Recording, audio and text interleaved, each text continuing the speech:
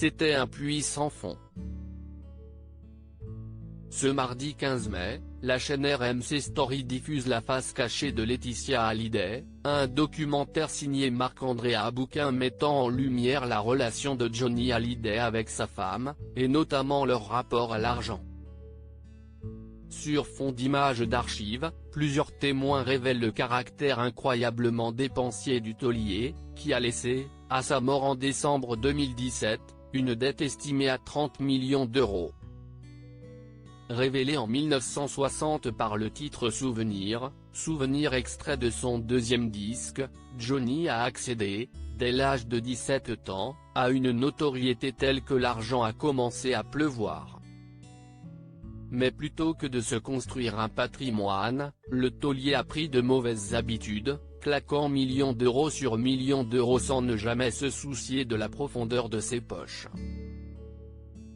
Interrogé pour le documentaire La face cachée de Laetitia Hallyday, Daniel Angeli, photographe et ami de Johnny Hallyday, compare le rapport de Johnny à l'argent à celui de la reine d'Angleterre. C'était hallucinant, se souvient-il. L'argent n'était pas un problème. C'était un puits sans fond. Quand il voulait quelque chose, il l'avait. Renchérit Benjamin Locoge, grand reporter à Paris Match. Johnny Hallyday, entre 200 000 et 400 000 euros de dépenses par mois selon plusieurs témoins, le taulier dépensait ainsi, à la fin de sa carrière, entre 200 000 et 400 000 euros par mois.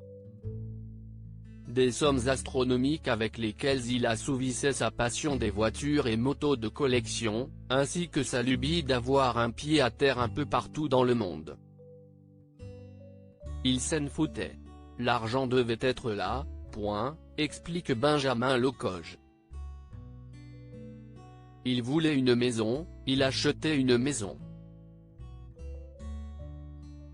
Il voulait une voiture, il achetait une voiture. Il voulait une moto, il achetait une moto. Elle coûtait 10 000, elle coûtait 100 000, peu importe. Malheureusement, les poches percées de Johnny ont laissé sa femme Laetitia dans une situation particulièrement délicate. Depuis la mort du taulier, sa veuve s'affaire à rembourser une dette fiscale à hauteur de 30 millions d'euros. Pour ce faire, cette dernière s'est déjà séparée de la villa de Pacific Palisades achetée par Johnny en 2013, vendue pour la somme de 11,5 millions d'euros.